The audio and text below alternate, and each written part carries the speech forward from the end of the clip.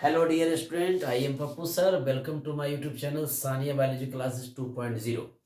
तो आज एक बार फिर हम लेकर के आए हैं इस नए सेशन में चैप्टर 16 इन्वायरमेंटल इशू यानी पर्यावरणीय मुद्दे से रिलेटेड प्रश्न यानी क्वेश्चंस टॉपिक्स को लेकर के आए हैं। तो पिछले सेशन में हम बताए थे कि ओजोन डिप्लीशन क्या है और ओजोन डिप्लीशन के मोटाई को किस में मापी जाती है, तो डॉप्सन यूनिट में मापी जाती है। तो एक डॉप्सन यूनिट बराबर कितना होता है, 1 ppb होता है। एम नहीं, ppb होता है, 1 ppb होता है। उसके बाद ये बताए थे कि बेड ओजोन क्या है, तो ट्रोपोस्फेयर है। और गुड ओजोन क्या है, तो स्ट्रेटोस्फेयर है। गुड ओजोन का अर्थ क्या होता है, जो पराबैंगनी किरणों को पृथ्वी पर आने से रोकती है,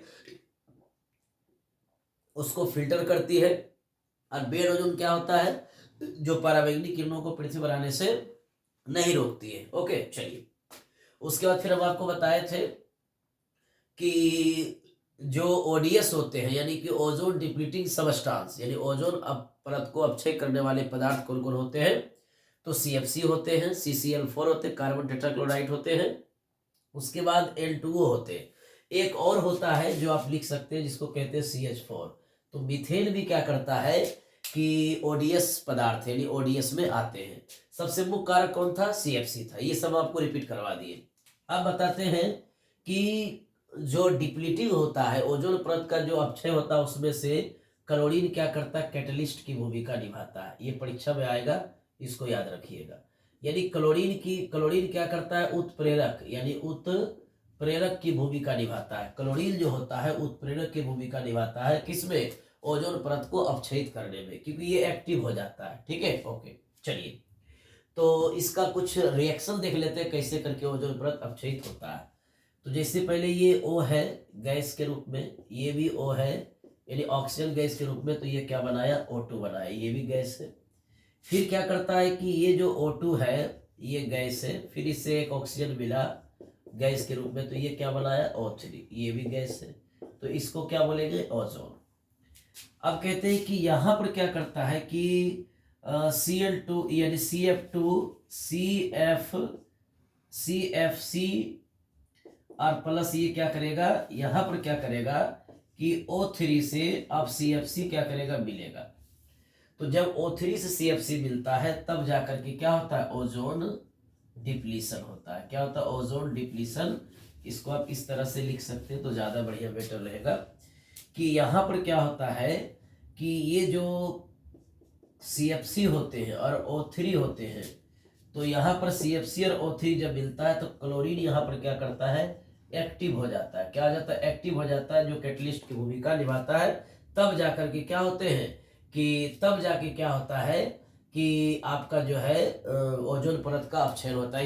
ऐसे आप कह सकते हैं कि क्लोरीन उत्प्रेरक का काम करता है। रिएक्शन देखेंगे तो दो ऑक्सीजन के यानी कि दो को जो O है ये बना O2, ये भी गैस है। फिर O2 और एक O मिला तो बना O3। यानी ऑक्सीजन जो यानी कि 3 ऑक्सीजन के मिलने से ओजोन बनता है। अब इस ओजोन को CFC के साथ एक्टिव यानी कि रिएक्शन करवाते हैं तो Cl2 जो होता है ये आपका कैटलिस्ट के रूप में भाग लेता है। और ये Cl2 कैटलिस्ट के रूप में भाग लेता है यानी कि ये एक्टिव है, सक्रिय है, किसके लिए, तो ओजोन परत को अपक्षयित करने के लिए। ओके, चलिए, ठीक। ये सारी चीज आपको बता दिया गया। अब कहते हैं 1987 में जो है एक एक्ट लाया गया और 1989 में जाकर के ये काफी एक्टिव हो गया। तो कहते हैं कि यहाँ पर जो है अंटार्कटिका पर ओजोन छिद्र जो होता है, ओजोन छिद्र बनता है क्यों, तो इसका आंसर होता है कि अंटार्कटिका की परत पतली होती है। क्लियर है, एक लाइन में। अब कहते हैं क्या कि लास्ट अगस्त और ईयरली अक्टूबर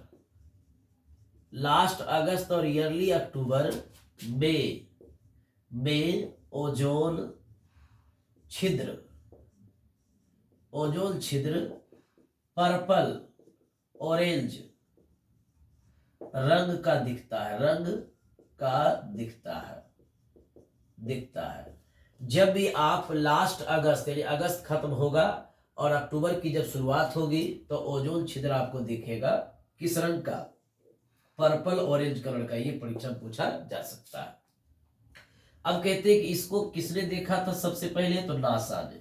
नासा के अनुसार बताया गया था कि ओजोन छिद्र पर्पल ऑरेंज कलर का दिखता है, जो कि लास्ट अगस्त यानी अगस्त महीने खत्म होने के बाद अक्टूबर महीने के शुरुआत में दिखता है। ठीक है, ओके, चलिए। तो अब हम लोग नेक्स्ट देखते हैं कि ओजोन अपक्षय से क्या क्या इफेक्ट हो सकता है और इसको कंट्रोल करने के लिए कौन सी प्रोटोकॉल को इस्तेमाल किया गया है। तो देखिएगा कि यहाँ पर जो इसका इफेक्ट है वो देखते जाइएगा। कहते हैं कि इफेक्ट जो होता है कि यूवी रेज जो होते हैं ये क्या करता है कि यूवी रेडिएशन, जिसको हम लोग कहते हैं यूवी विकिरण जो होते हैं, रेडिएशन जो होते हैं, ये क्या करता है कि स्किन कैंसर उत्पन्न करता है, जिसको कहते हैं हम लोग जीरो डर्मा पिगमेंटोसम। ये परीक्षा में आ सकता है, याद रखिएगा कि यूवी रेडिएशन जो होता है वो क्या होता है कि ओजोन डिप्लीशन के अपक्षय यानी ओजोन छिद्र जब बनेगा तो पृथ्वी पर क्या आ जाएगा, यूवी रेज आ जाएगा। तो यूवी विकिरण से कौन सा इफेक्ट होगा हमारे शरीर में, तो स्किन कैंसर होगा, जिसको जीरोडर्मा पिगमेंटोसम कहते हैं। दूसरी बात क्या है, यूवी बी जो होते हैं, यूवी बी है ना, यूवी बी क्या है, एक प्रकार का रेडिएशन है जो क्या करता है, कॉर्निया को प्रभावित करता है। अब कॉर्निया किसका भाग है, तो आंख का यानी कि नेत्र का है। तो एक रोग होता है इसके द्वारा, जब कॉर्निया यूवी बी को अवशोषित करता है तो उसको एक रोग होता है जिसको बोलते हैं सनो ब्लाइंडनेस। क्या बोलते हैं, सनो ब्लाइंडनेस इसको कहा जाता है।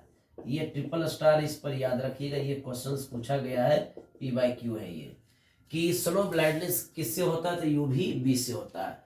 इसमें कौन सा नेत्र का कौन सा भाग प्रभावित होता है, तो कॉर्निया। ये क्वेश्चन नहीं आया तो याद रखिएगा कि कॉर्निया इससे प्रभावित होता है। अब कॉर्निया प्रभावित होता है तो कॉर्निया कौन सा किसका भाग है, तो आंख का है। ठीक है, ओके। तीसरा आपको जो है कि जानना है कि यूवी विकिरण क्या करता है कि डीएनए को डैमेज करता है, डीएनए को क्षति करता है और उत्परिवर्तन उत्पन्न करता है। चौथा भाग है कि ये मोतियाबिंद भी उत्पन्न करता है, मोतियाबिंद, जिसको हम लोग बोलते हैं कैटेरैक्ट। जो बुढ़ापा यानी बूढ़ा व्यक्ति है, वृद्धा व्यक्ति है, उसमें क्या करता है, मोतियाबिंद बीमारी पैदा करता है। और यूवी विकिरण क्या करते हैं, डीएनए की क्षति और उत्परिवर्तन उत्पन्न करता है। और यूवी बी क्या करता है, कॉर्निया को प्रभावित करके स्नो ब्लाइंडनेस उत्पन्न करता है। और यूवी विकिरण क्या करता है, स्किन कैंसर पैदा करता है, जिसको बोलते हैं जीरोडर्मा पिगमेंटोसम। ये सभी के सभी ओजोन परत के अपक्षय होने के प्रभाव है। अगर हमारा ओजोन परत अपक्षय नहीं होगा तो ये सारे रोग, ये सारे बीमारियां, ये सारे तकलीफ किसी को नहीं होगी। चलिए ठीक है, नेक्स्ट। तो आप देखते हैं इसके कंट्रोल करने के लिए क्या किया गया है, उसको हम लोग चेक कर लेंगे।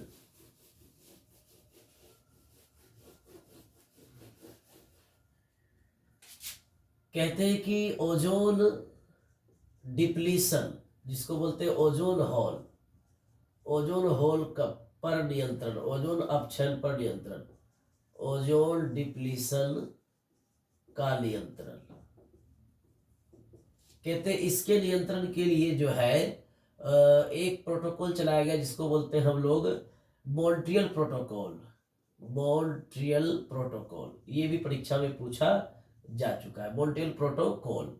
ये भी PYQ है कि मॉन्ट्रियल प्रोटोकॉल किसके लिए है, तो ओजोन अपक्षय को रोकने के लिए है। कहते हैं मॉन्ट्रियल प्रोटोकॉल क्या करता है, 1987 में शुरू हुआ और जाकर के प्रभावशाली हुआ, मोर इफेक्टिव, प्रभावशाली जो हुआ वो कब हुआ, 1989 में। 1989 में ये प्रभावशाली यानी काम करना शुरू हुआ इसके तहत, और शुरुआत हुई 1987 में। इसको याद रखिएगा, कहीं कोई दिक्कत इसमें नहीं है। चलिए ठीक है, तो ओजोन अपक्षयन आपको बता दिए, कोई दिक्कत इसमें नहीं है। तो ओजोन परत ये सब चीज हो गया आपका कंप्लीट।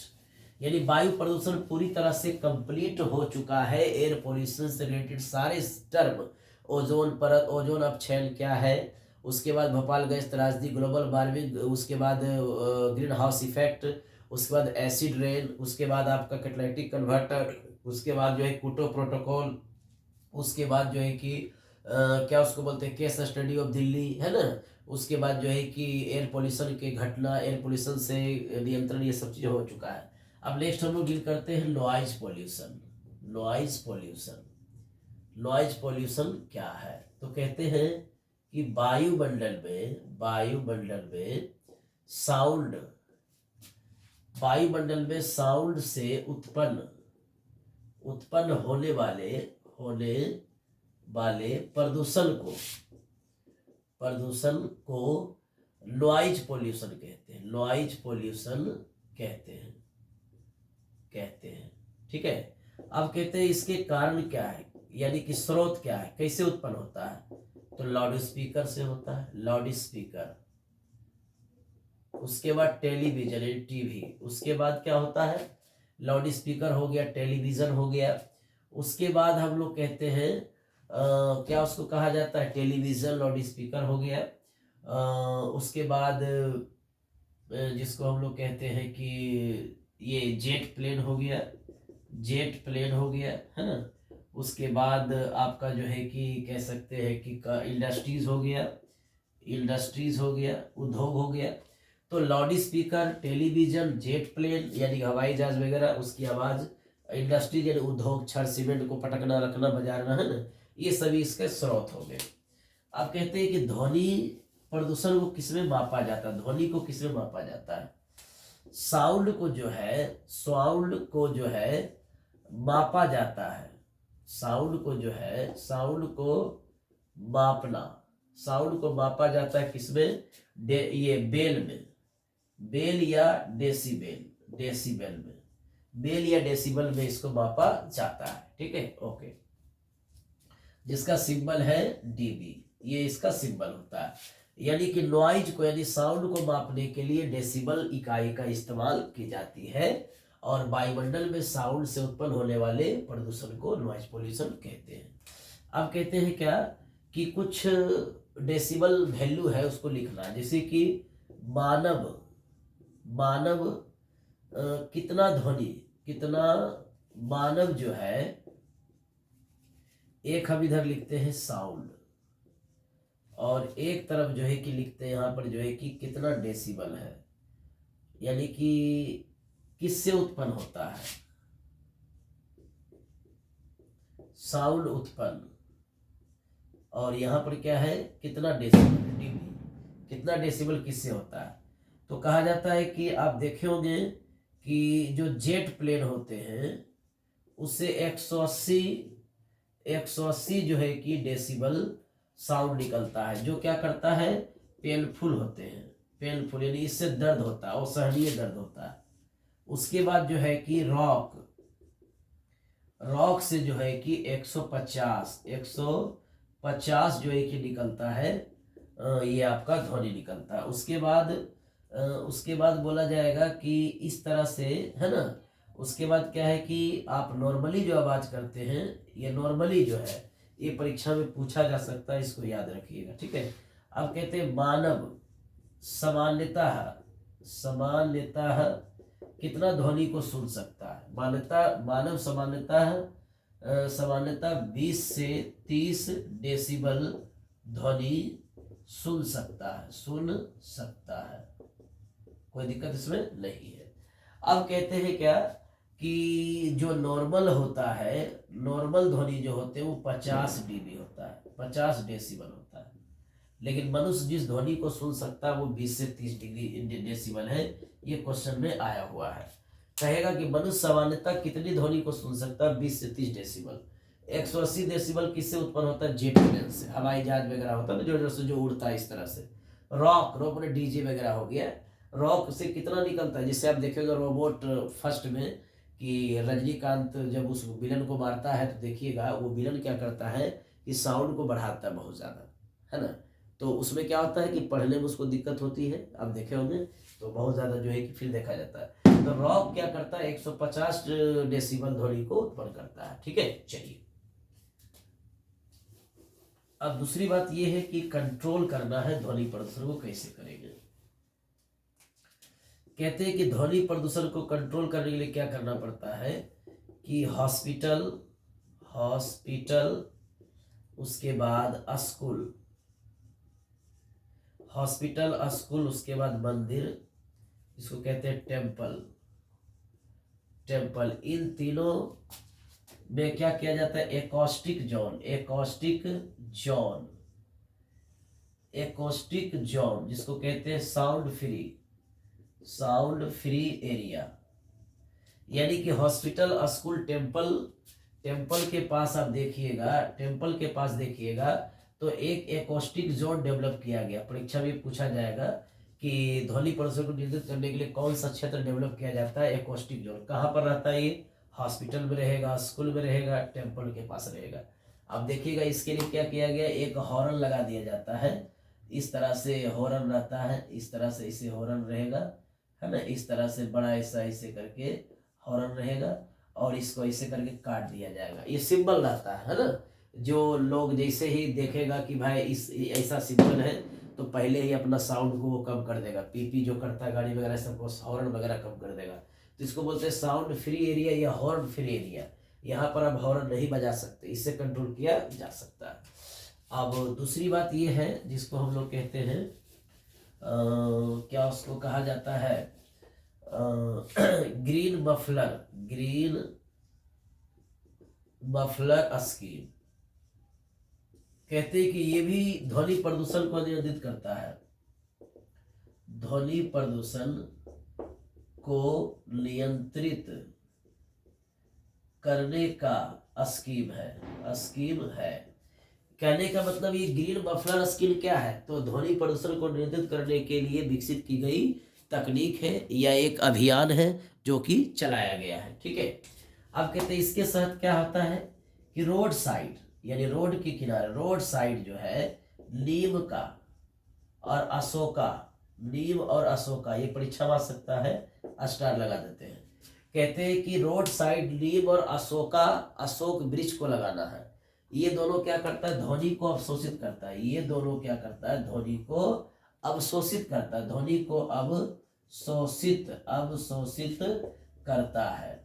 तो ये दोनों ध्वनि को अवशोषित करता है। तो जहां से ज्यादा हो सके कि रोड के किनारे इस तरह का ट्रीज लगाएं, प्लांटिंग करें, वृक्ष लगाएं, जिससे आपके घरों तक साउंड ना जा सके और ध्वनि प्रदूषण से होने वाली बीमारी जिसको कहते हैं स्लीपलेस, यानी कि नींद कतनो सोना चाहिएगा तो नींद नहीं आएगा, यानी कि हेयरिंग कैपेसिटी लॉस, यानी कि सुनने की क्षमता नहीं, बहरापन, ये सभी आपको ना हो, इसके लिए आप रोड साइड नीम और अशोक का वृक्ष लगाएं, क्योंकि इन दोनों का पत्ता क्या करता है, साउंड को अवशोषित ज़्यादा करता है। इसलिए नीम के वृक्ष जहाँ लगे होते हैं, आप रात में या कभी भी वहाँ जाइएगा, रात में जाइएगा तो पूरा शांत नजर आएगा, तो लोग कहेंगे कि यहाँ भूत है, तो ये है देवी का वास है वगैरह वगैरह। ऐसा कुछ नहीं है, क्योंकि नीम का जो लीफ होता है वो क्या करता है, साउंड को एब्जॉर्ब कर लेता है, अवशोषित कर लेता है। और अशोक का जो वृक्ष होता है ये भी साउंड को अवशोषित करने की कैपेसिटी रखता है। तो ये ग्रीन मफलर स्कीम का मतलब ये हुआ, ग्रीन का मतलब हुआ पौधा और मफलर का मतलब हुआ, जिस तरह हम लोग मफलर ठंडी में ओढ़ते हैं तो कान को झाँपते हैं, उसी तरह से पौधे को जब लगाइएगा तो साउंड को झाँप लेगा। साउंड को झाँपना माने साउंड को अवशोषित कर लेना, इसलिए नाम पड़ गया इसके ग्रीन मफलर स्कीम। ओके, चलिए ठीक।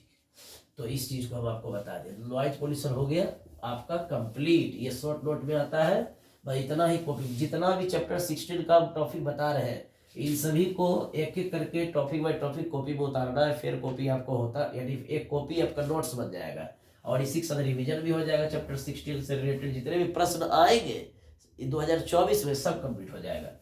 चलिए, तो अब हम आपके पास एक नया सेशन लेके आए जिसका नाम है वाटर पॉल्यूशन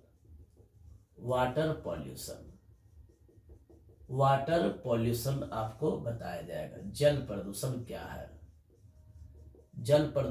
है और जल प्रदूषक क्या है, जल प्रदूषक कितने प्रकार के होते हैं, ये सारा चीज आपको बताया जाएगा। कहते हैं कि जल प्रदूषण के बाद नेक्स्ट सेशन हम लेके आएंगे, तो उसमें से एग्जाम एंटीबायोटिक, यानी कि एग्जाम एंटीबायोटिक जो आपको क्लास में दिया गया था, जिससे क्वेश्चंस 2024 में आने वाले हैं। अब उन सभी के जो क्वेश्चन सब्जेक्टिव है वो डील करेंगे, हम शुरू करेंगे नेक्स्ट सेशन में, ठीक है। ओके, चलिए तो अब हम यहाँ पर डील करते हैं पहले वाटर पोल्यूशन। कहते हैं कि जल के भौतिक, रासायनिक एवं जैविक गुण बदल जाता है,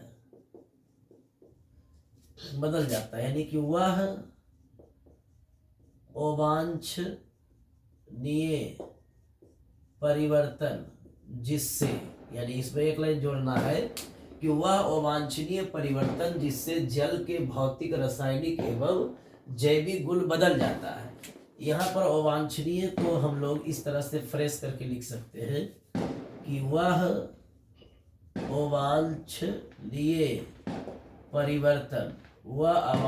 परिवर्तन जिससे जल के भौतिक, रासायनिक एवं जैविक गुण बदल जाता है, जल प्रदूषण कहलाता है। जल प्रदूषण कहलाता है। ये काफी सिंपल हो गया, ठीक है।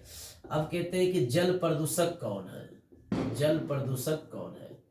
ये वाटर पोल्यूटेंट। कहते हैं कि वह सभी कारक जो जल प्रदूषण उत्पन्न करता है, जल प्रदूषण उत्पन्न करता है, जल प्रदूषक कहलाता है, जल प्रदूषक कहलाता है। कहते हैं कि ये 3 तरह के होते हैं, ये 3 तरह के होते हैं, 3 तरह के होते हैं। सबसे पहला क्या होता है? फिजिकल होता है। फिजिकल माने हॉट वाटर, यानी गर्म जल वगैरह अगर आप गर्म जल अगर मान लीजिए जल में बहा रहे हैं तो ये आपका भौतिक कारक हुआ। दूसरा हो गया केमिकल प्रदूषण जो होता है वो क्या होता है? पेस्टिसाइड्स होते हैं, यानी ये पेस्टिसाइड्स होते हैं। उसके बाद इंसेक्टिसाइड्स होते हैं, है ना। उसके बाद क्या उसको बोला जाता है, आप देखे होंगे कि पूजा पाठ में जो केमिकल्स यूज किए जाते हैं, जैसे कि मान लीजिए डिटर्जेंट हो गया, सॉप हो गया, है ना, डिटर्जेंट, सॉप। उसके बाद हो गया जिसको हम लोग कहते हैं BHC हो गया, DDT हो गया। ये सभी क्या है? आपके केमिकल प्रदूषक, यानी कि रासायनिक प्रदूषक है। हॉट वाटर हो गया भौतिक प्रदूषक। तीसरा है बायोलॉजिकल में आप देखिएगा तो जीवाणु हो सकते हैं, विषाणु होंगे, उसके बाद होगा कवक हो जाएगा, उसके बाद होगा प्रोटोजोआ, कवक, उसके बाद होगा प्रोटोजोआ, उसके बाद हेलमिन्थस ETC। ये सभी क्या होते हैं? वायु यानी कि जैविक प्रदूषक होते हैं। यानी ये सारे जैविक प्रदूषक हैं। और जल प्रदूषण क्या है? तो जल के भौतिक, रासायनिक और जैविक गुण अगर समाप्त हो जाए तो इस परिवर्तन को हम लोग जल प्रदूषण कहते हैं। जल प्रदूषण किससे होता है? जल प्रदूषक। जल प्रदूषण क्या हुआ? सभी कारक जो जल प्रदूषण उत्पन्न करता है उसको जल प्रदूषण कहा जाता है। ओके, ये 3 तरह के होते हैं, फिजिकल, केमिकल, बायोलॉजिकल। फिजिकल जो होते हैं वो हॉट वाटर, गर्म जल, और केमिकल होते हैं पिलकनाशी, कीटनाशी, सर्फ, साबुन और BHC, DDT। उसके बाद बायोलॉजिकल होते हैं जीवाणु, विषाणु, कवक, प्रोटोजोआ, हेलमिन्थ इत्यादि।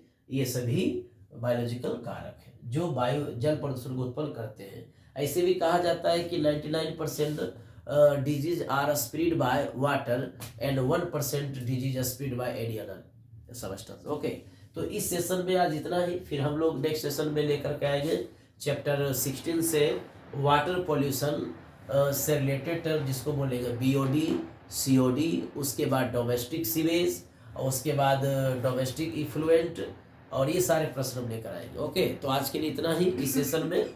तो इस वीडियो को जल्दी लाइक करें और शेयर करें और सब्सक्राइब करना ना भूलें, क्योंकि सब्सक्राइब करने से जितने भी आपके वीडियो 2024 रिलेटेड जो भी आएगा प्रश्न वो सभी हम आपके मोबाइल पर करवाते चले जाएंगे। Okay, thank you.